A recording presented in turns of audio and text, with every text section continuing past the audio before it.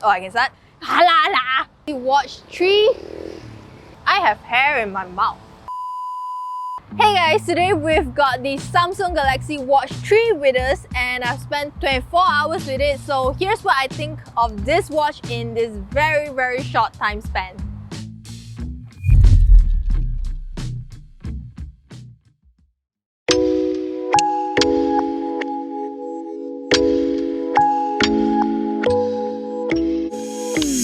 Now this is the Galaxy Watch 3 in Mystic Silver. You get a black rotating bezel with a silver body and black leather strap.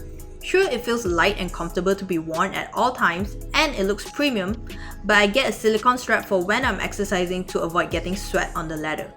Also, this is a 45mm model, which is a little too big for me, and I'll explain why later. The buttons also stick out more than before. The top one brings you back to the previous screen and the bottom one takes you to the home screen. Navigation is easy. You can use the buttons, the rotating bezel, and touchscreen to move around. Setting up is also super quick. The moment I switch on the watch, my Samsung phone detected it and I just have to follow the instructions to pair the devices together.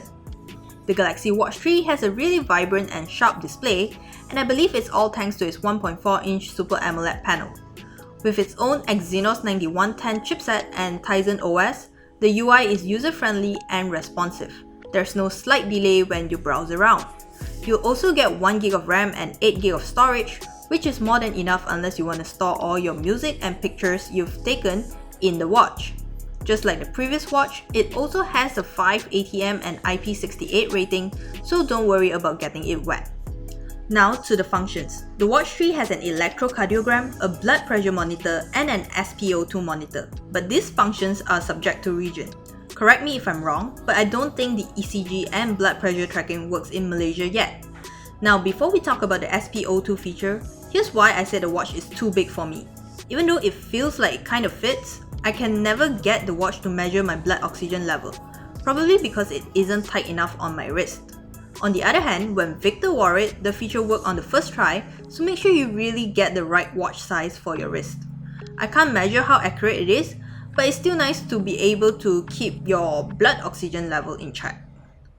There are also several features that we've seen in the previous model. You get to track your stress, your heart rate, sleep score, the usuals. You also get similar fitness features. You can pick 7 activities to be automatically tracked. There are over 120 home workout programs to follow, and Samsung also included a running analysis to help you increase your performance.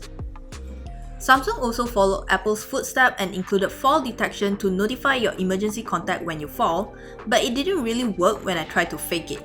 As for its smartwatch features, it's nothing we haven't seen on the Galaxy Watch Active 2.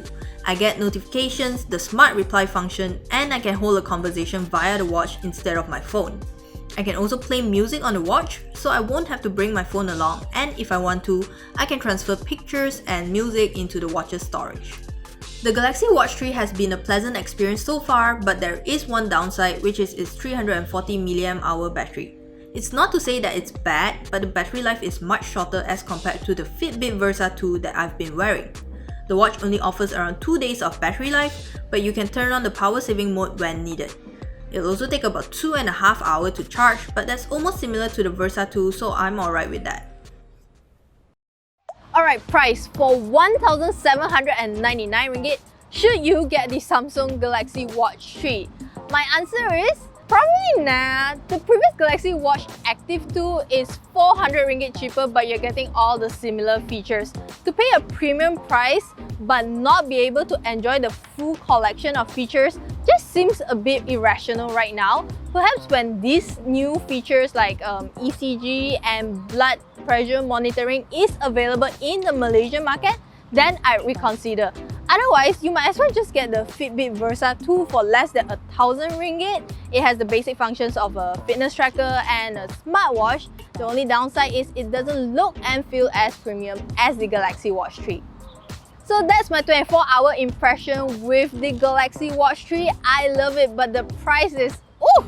Thanks for watching. If you like this video, give it a thumbs up. Don't forget to subscribe to our channel KLGadgetTV, and I'll see you in the next one. Bye!